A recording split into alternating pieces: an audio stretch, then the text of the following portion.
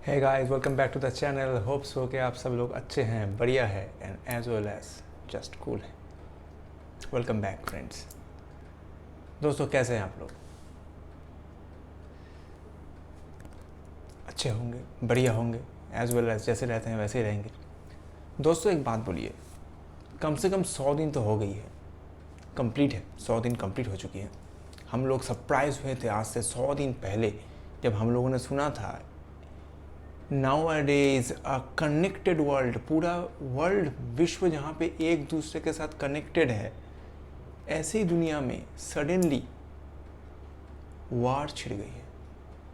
हाँ, जिस वार के वजह से मैंने पहले भी आपको बोला है, बांग्लादेश में इतना क्राइसिस हो गई, श्रीलंका में इतनी क्राइसिस हो गई, इफेक्ट हम लोगों के ऊपर भी आई है, वर्ल्ड के हर किसी के ऊपर ये इफेक्ट आई है।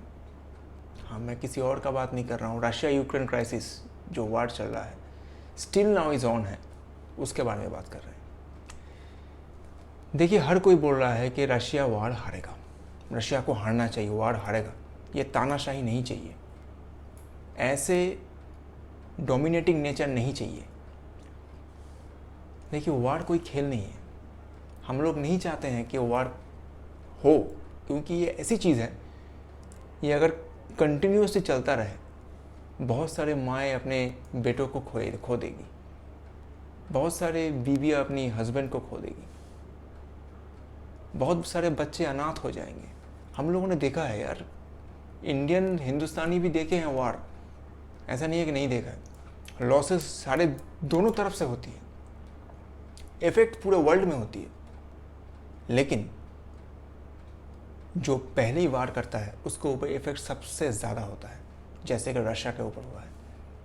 सडनली जिस दिन अटैक हुआ उस दिन के बाद रशियन रूबल 27% डाउन में चल रही है, और सडनली रशिया वर्ल्ड का नंबर 1 सैंक्शनड कंट्री बन चुकी है, जिसके ऊपर 2722 सैंक्शंस चल रही है। क्या है ये सैंक्शंस, क्या होता है ये सैंक्शंस? आइए इसको लेके भी हम डिस्कस करेंगे। रशिया कैसे ओवरकम कर गई इस चीज़ को, कैसे वार को अभी तक कंटिन्यू कर रही है, इसको लेकर आप डिस्कस करते हैं। मेरा काम है जितना भी कॉम्प्लिकेटेड इश्यूज़ हैं उसको सिंप्लीफाई करके आप लोगों के सामने लेके आना। तो प्लीज़ मेरी इस मोटो में मुझको हेल्प कीजिए, सपोर्ट कीजिए। Please do like, subscribe, comment and share and please press the bell button, तो मुझे भी ऐसे वीडियो डालने में और भी ज़्यादा एक्साइटमेंट आएगा। तो let's start it.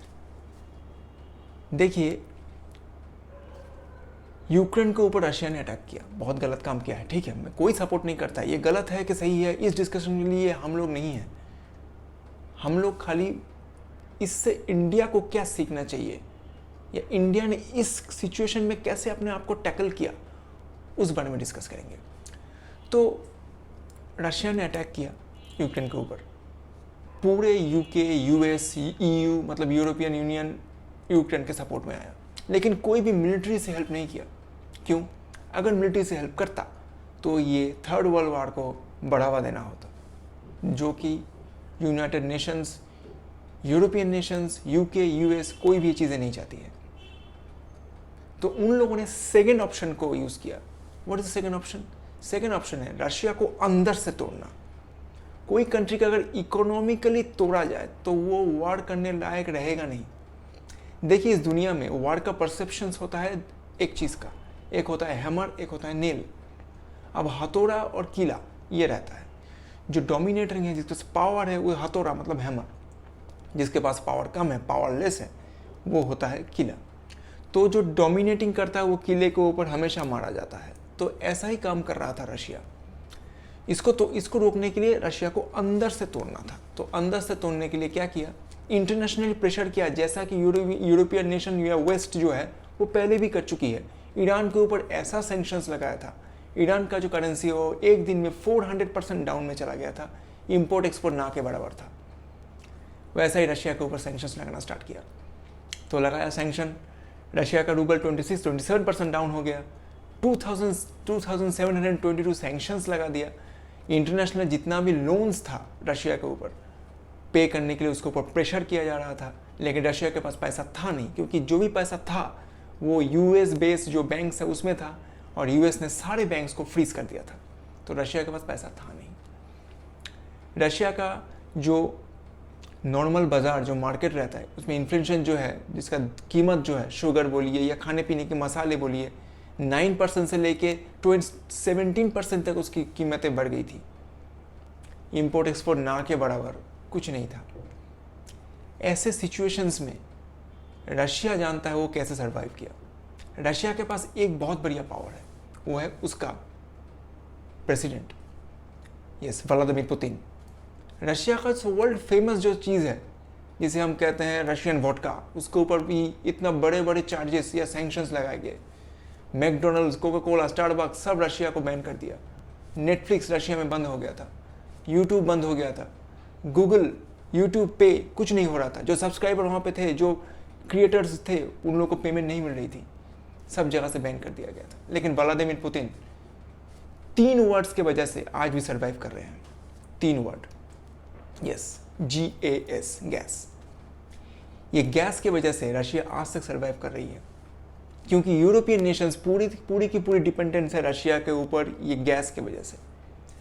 North stream 1 नाम का एक पाइपलाइन है जो डायरेक्टली रशिया से जाता है गैस यूरोप में। जर्मनी में आज एक के बाद एक फैक्ट्रीज बंद हो रही हैं क्योंकि गैस नहीं है। यूरोप में कई सारे गांव ऐसे रहते हैं जिसमें सर्दी में टेम्परेचर -28 तक चली जाती है। गैस उनके घर में गर्मी पैदा करता है। वो गैस आज 40% से लेकर 15% में पहुंच चुकी है। रशिया 15% गैस दे रही है, धीरे धीरे और कम कर देगी। देखिए, हर कोई के साथ कनेक्टेड है। अगर यूरोपियन नेशन इसके ऊपर सैंक्शंस लगाएंगी, इसके ऊपर प्रेशर करेंगी, तो रशिया को भी मालूम है तुम भी मेरे ऊपर डिपेंडेंट हो, मैं बेचता हूं तो तुम भी खरीदते हो। ऐसा नहीं है कि मैं खाली बेच रहा हूं, तुमको ज़रूरत नहीं है। ऑयल में सैंक्शन, ऑयल में कटौती कर दिया, गैसेस में कटौती कर दिया। अब यूरोपियन नेशंस भी ऐसा हाल हो गया है कि यूरोपियन कंट्री में भी रिसेशन आने का बारी हो गई है। रशिया का रूबल आज के दिन में खड़े होकर डॉलर से 11% ऊपर में है। इंपोर्ट एक्सपोर्ट फिर से ठीक तरीके से जा रही है। तो हर किसी की ज़रूरत है। ऐसा नहीं है आप एक के ऊपर कंटिन्यूसली हैमराइज करते रहेंगे। आपको एग्रेसिवली नहीं, आपको दिमाग से काम करना पड़ेगा कि आप कैसे इस चीज़ से टैकल करेंगे।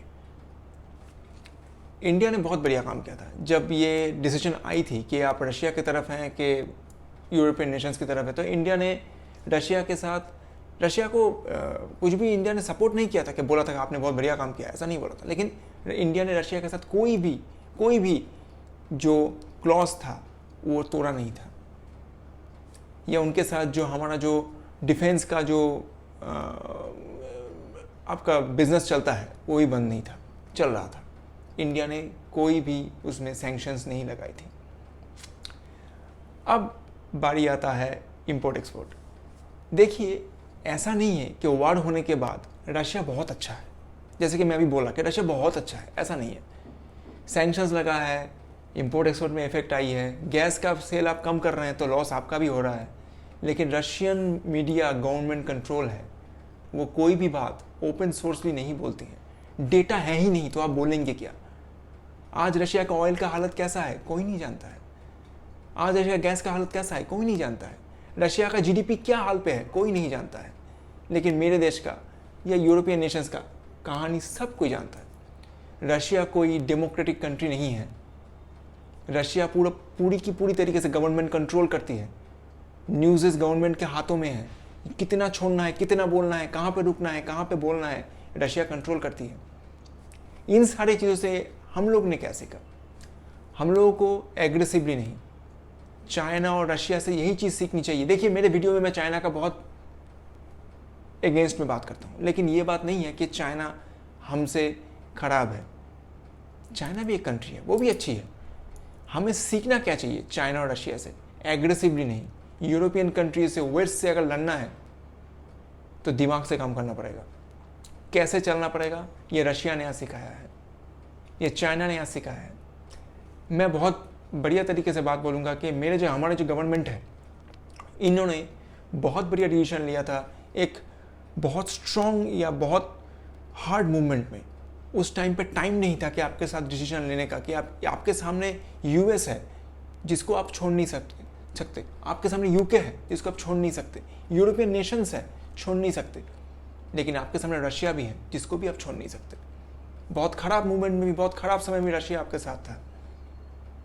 आज अगर खाने की बात करें तो रशिया और यूक्रेन ब्रेड फैक्ट्री है यूरोप का, वो बंद हो चुका है। सबसे ज़्यादा गेहूं वहाँ से इंपोर्ट होता था, एक्सपोर्ट होता था, वो बंद हो चुका है। सनफ्लावर ऑयल्स, जो एडिबल ऑयल्स रशिया से आती थी, जो बंद हो चुका है, जिसके लिए इतना हाइक हो चुका है। आपको शायद पता नहीं है, यूरोपियन नेशंस में गैस का दाम 144% अप हुआ है रशिया की वजह से। तो हमें इंडिया को यही सीखना चाहिए कि मुश्किल मूवमेंट में एग्रेसिवली नहीं, दिमाग से काम करना चाहिए। सबसे बड़े से बड़े जो आपके एनिमी है उसको भी अगर आप डाउन करना चाहते हैं ना, तो दिमाग से काम करो, अंदर से तोड़ो, बाहर से नहीं। और बाकी इस वीडियो में कुछ भी अच्छा लगा है तो please do like, subscribe, comment and share, and please press the bell button यार। इतना कोशिश करके लाता हूँ videos, please press the bell button. Thank you.